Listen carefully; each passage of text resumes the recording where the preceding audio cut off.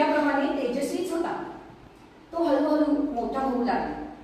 तो मोठा होत असताना, त्याला वाढवत असताना, त्याला शिक्षण देत असताना बघता बघता त्यांच्या संसाराची 25 वर्ष कशी होऊन गेली हे त्या दोघांनाही कळलं.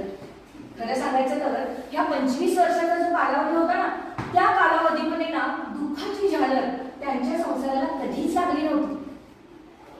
रवी मोठा होऊ लागला, त्याला नोकरी लागली, त्याचं लग्नही झालं आणि सायलीसाठी गोड सुनबाई शारदाबाईंच्या आयुष्यामध्ये आली. त्यांचा संसार, त्यांचं आयुष्य अगदी हातानं चित्र रेखाटलं ना, अगदी तसंच होतं. सारं कसं अगदी छान छान छान छान सुरू होतं.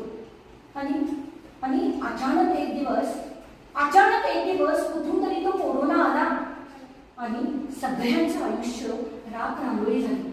त्याने सगळ्या जगाला आपल्या मुठीत धरलं आणि या जगात जी काही नाती आहेत ना, त्या सगळ्या नात्यांमध्ये त्याने लक्ष्मण रेखा आखून ठेवली. कोरोनाच्या भीतीपोटी सगळेच घायाळ झाले होते. काय करावं कुणालाच कळेल नाही. रवी आणि सायली मुंबईमध्ये राहत होते.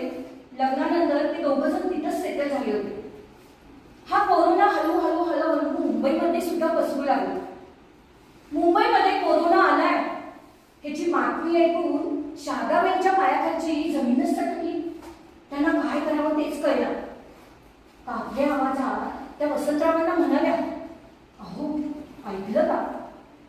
त्या वेळेला नेमकी वसंतरावांना ना लाडाची मुक्की आली आणि ते बायकोला म्हणाले, काय म्हणताय राणी सरकार, बोला ना. अहो थट्टा काय करताय? अहो मुंबईमध्ये तो कोरोना आलाय, त्यानं थैमान घातले. काहीही करावं पण सायलीला आणि रवीला इकडे बोलवून घ्या. काहीही करा. अहो नुकतं 8 महिने झाले, त्यांचं लग्न होऊन फक्त 8 महिने झाले. दिवाळी करून लेकरं गेली, ती अजून परत आली नाहीये. लेकरांची मला काळजी लागली नाहीये. करा ना, त्यांना फोन करा. आणि हो, त्या दोघांना सांगा बरं, तुझ्या बापानं एकट्याला पुरेल इतकी पक्क संपत्ती मिळवून ठेवली आहे. काय ती नोकरी विकली नको. ती नोकरी सोडायला पटकन इकडे ये बरं. लेकरं गावाकडे आल्याशिवाय मला काही चैन पडायची नाही. करता का फोन? हे सांगताना माऊलीच्या डोळ्यामध्ये ना पाणी तरळलं.